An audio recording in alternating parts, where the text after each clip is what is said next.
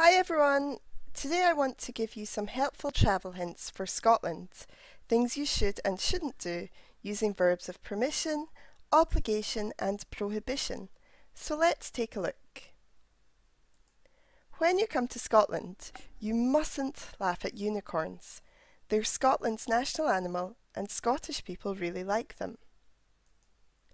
You need to be careful if you visit the mountains. Haggis is a very vicious animal which lives in Scotland and bites. You don't have to wear a kilt if you visit Scotland. You can if you want though. You're not allowed to drink alcohol while in charge of a cow. When you die, you have to leave all of your land to your eldest son. So all of those rules used verbs of permission, obligation and prohibition. Can you remember what verbs we used? Let's take a look. Be allowed to, can, have to, need to, must. So let's take a closer look at how to use them. So which of these verbs are always followed by to and then the infinitive? Need to. You need to be careful. Be allowed to. You're not allowed to drink alcohol.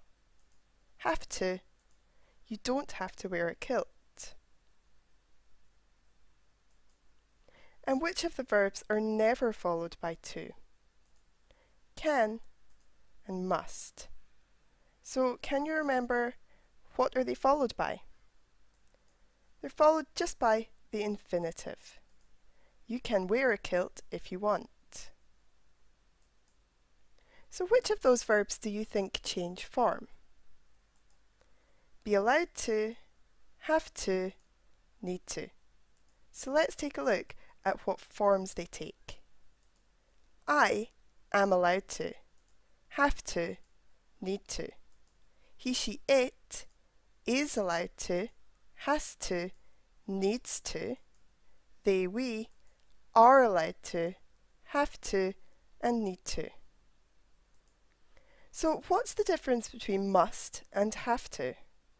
Let's look at those examples from earlier again. You mustn't laugh at unicorns. They're Scotland's national animal and Scottish people really like them. When you die, you have to leave all of your land to your eldest son. So which is the personal obligation and which is the government obligation? Must is a personal or an internal obligation. And have to, here it's a government obligation, or it can just be any sort of external obligation.